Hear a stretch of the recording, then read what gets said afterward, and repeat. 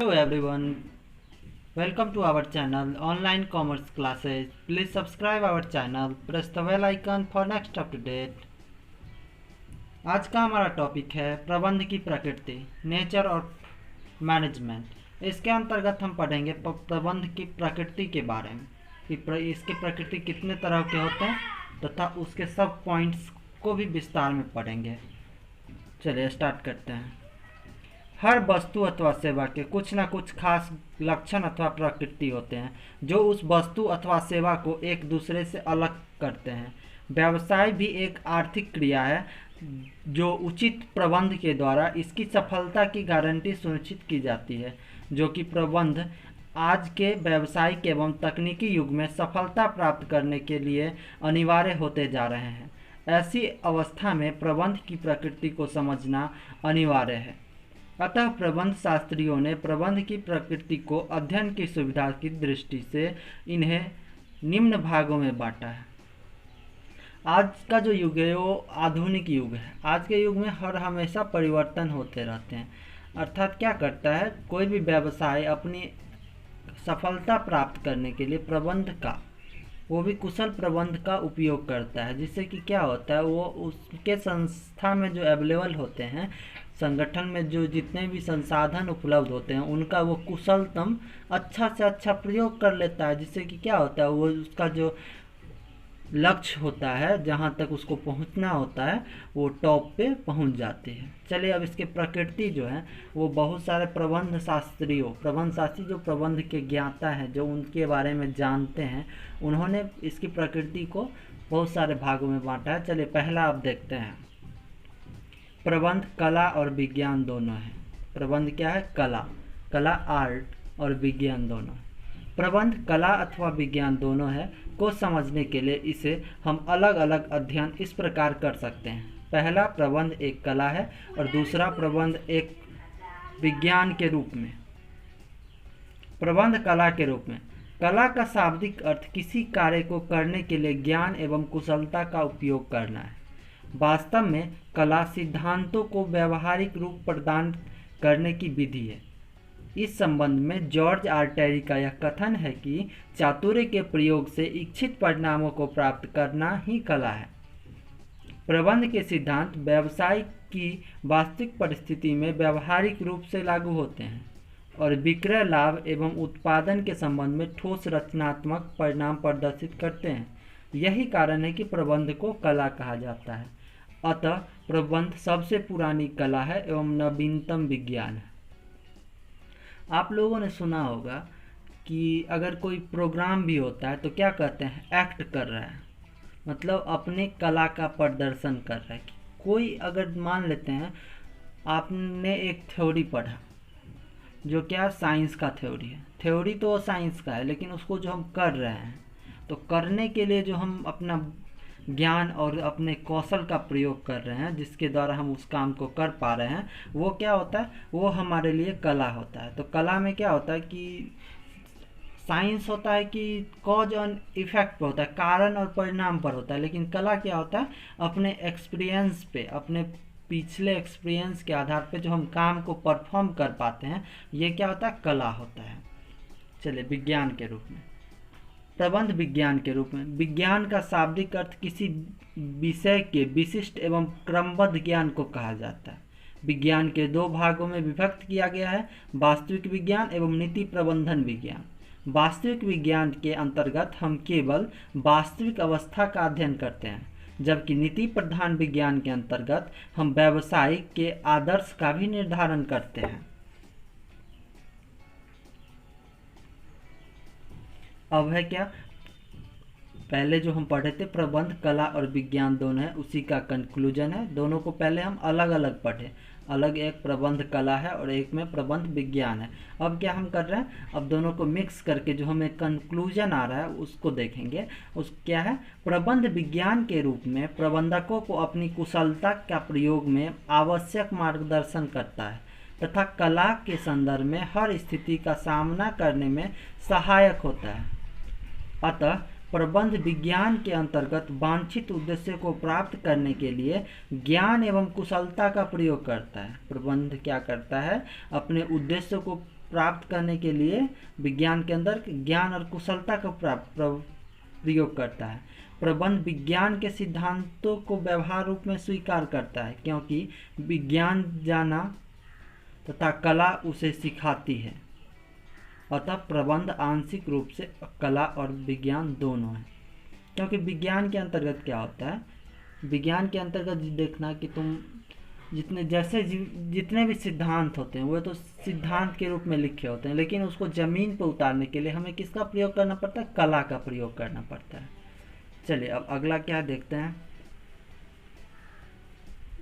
अगला है हमारा प्रबंध एक पेशा है। पेशा, अब पहले प्रबंध एक पेशा है, इससे पहले जानना क्या होगा, पेशा जानना जरूरी है। तो पेशा क्या देखें, पेशा से हमारा आशय आजीविका का साधन होता है, जिसके लिए प्रारंभिक प्रशिक्षण एवं प्रबंध किए ज्ञान एवं कार्य कौशल की आवश्यकता होती है।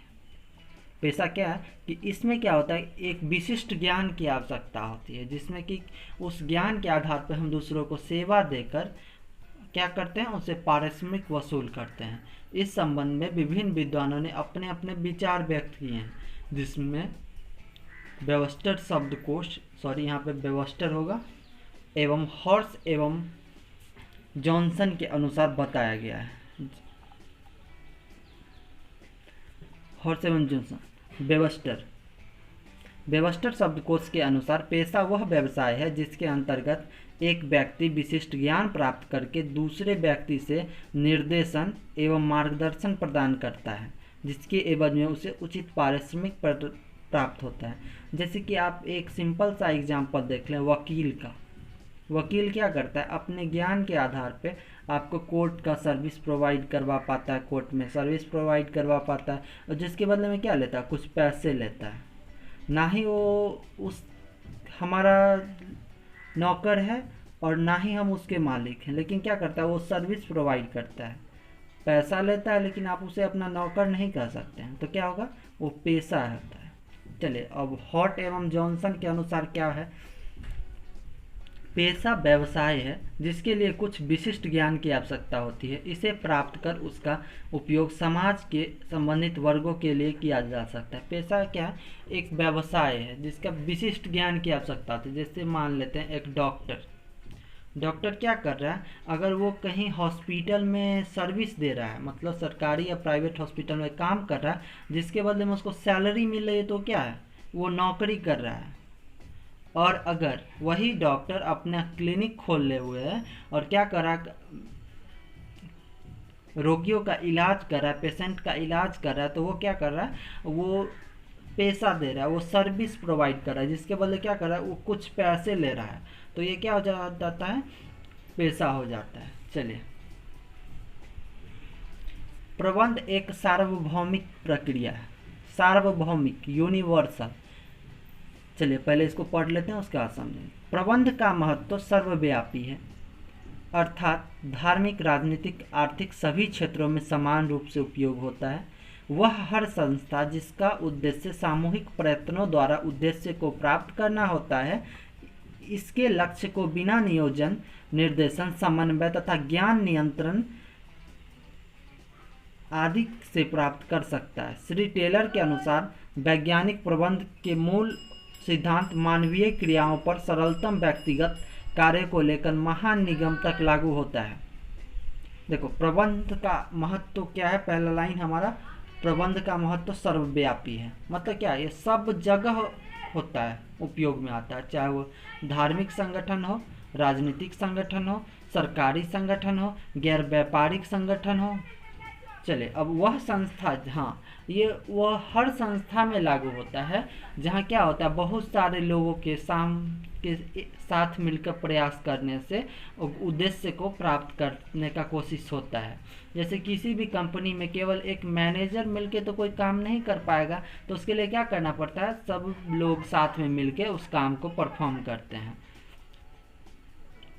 उसके बाद क्या, श्री टेलर साहब ने जो बताया है प्रबंध के मूल सिद्धांत, मानवीय क्रियाओं पर सरलतम व्यक्तिगत कार्य को लेकर महान निगम के कार्य पर। हम मानव द्वारा कोई भी क्रिया जो की जाती है उससे लेकर और बड़े बड़े उद्योगों द्वारा में भी ये प्रबंध जो है वो समान रूप से लागू होता है। कहीं भी जाएंगे तो पहले प्रबंध का जो कार्य है वो नियोजन होगा तब संगठन होगा, ये नहीं कि संगठन पहले होगा तब नियोजन होगा। चलिए अब अगला क्या देखते हैं। प्रबंध एक सामाजिक उत्तरदायित्व। चलिए पहले पढ़ लेते हैं। प्रबंध केवल आर्थिक संसाधन ही नहीं बल्कि सामाजिक उत्तरदायित्व भी है। आज व्यवसाय को मनुष्य की खुशी एवं समाज और राष्ट्र की प्रगति के साधन माने जाते हैं।